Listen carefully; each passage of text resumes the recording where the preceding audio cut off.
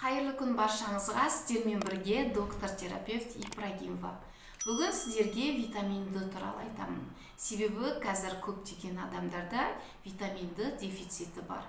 Витамин D организмде көптеген процестерге қатысады. Қандағы қант деңгейіне, тіндердің инсулинге сезімталдығына, аштық сезіміне әсер етеді. Көп дәрігерлер витамин D-ны D гормон деп атайды. Себебі ол структурасы бойынша стероидты гормондарға, яғни бүйрек үсті безі және жыныс гормондарына ұқсайды.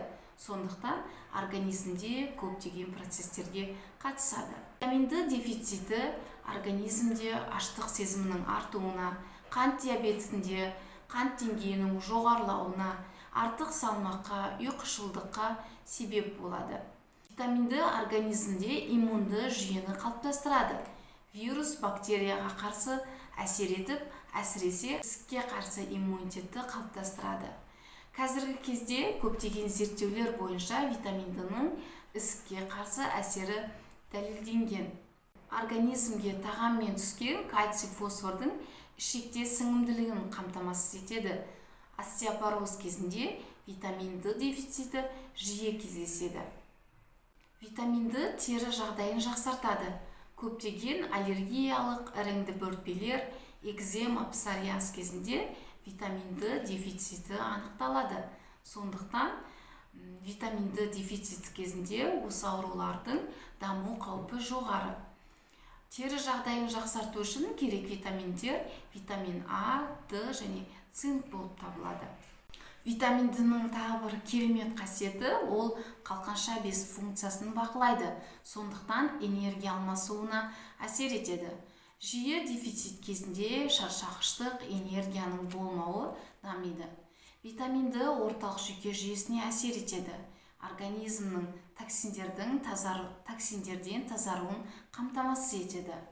Қанның тұтқырлығына және реологиясына әсер етіп, тамырларда тромбтың пайда болуының алдын алады. Витамин D негізгі көзі бұл күннің сәулесі болып табылады. Күнделікті біз жеткілікті түрде витамин D-ны алу үшін күнделікті жарты сағат, яғни 30 минут күн сәулесінде жүру керек.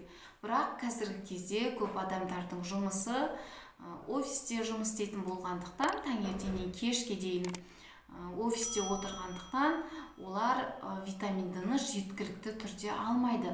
Және біз қолданылып жатқан күнделікті қолданып жатқан жеміс жидектердің құрамында витамин D жеткіліксіз, себебі олар жасанды жолмен өсірілген болғандықтан, құрамындағы витамин D жеткіліксіз болғандықтан көп адамдарда қазіргі кезде витамин D дефициті жиі кездеседі. Әсіресе оның деңгейі көп адамдарда 15-20 болып табылады.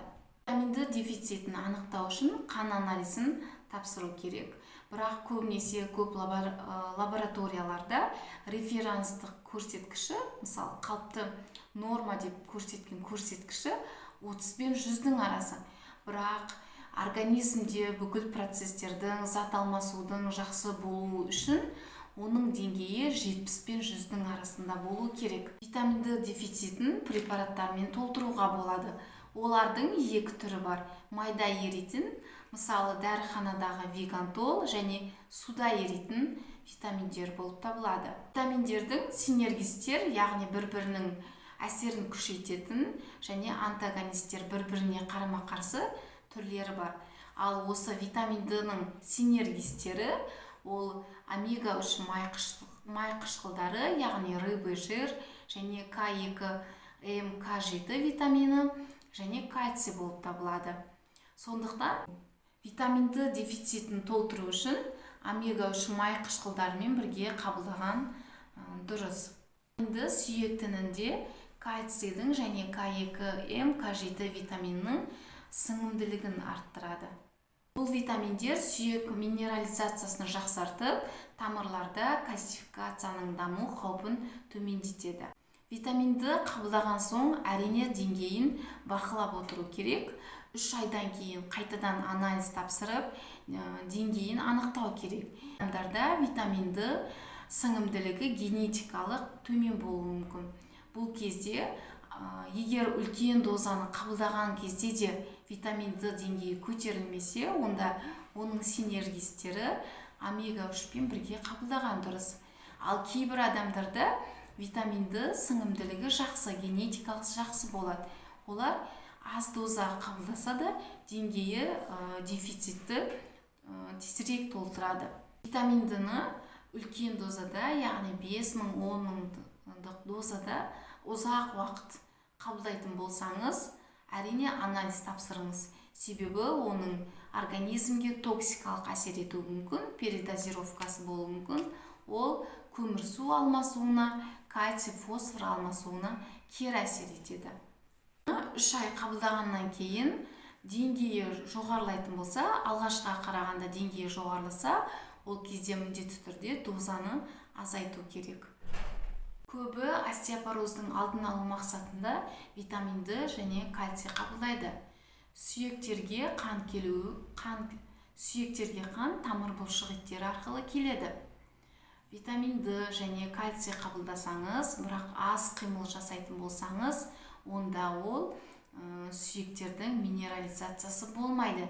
Себебі қан айналымы жақсы болу керек. Сондықтан остеопороздың алдын алу мақсатында витамин D, кальций қабылдайтын болсаңыз, жеңіл жаттығулармен айналысуды ұмытпаңыз керек. Қабылдағанда оны қандай тамақпен қабылдағаныңыз, асқазан ішек жолдардағы сіңімділігі де әсер етеді.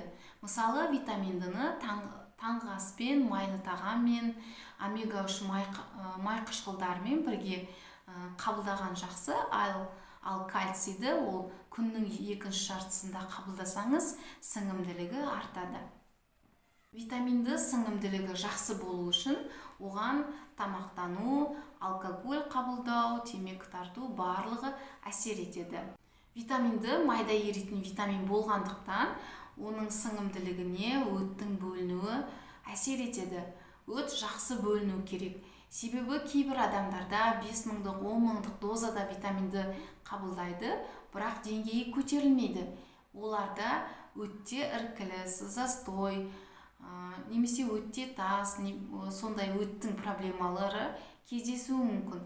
Сондықтан егер сізде де осындай проблема болатын болса, міндетті түрде өтті УЗИ-ге түсіріп, өттің жағдайына қарай дәрілерді бірге қабылдап, өттің бөлінуін жақсарту керек.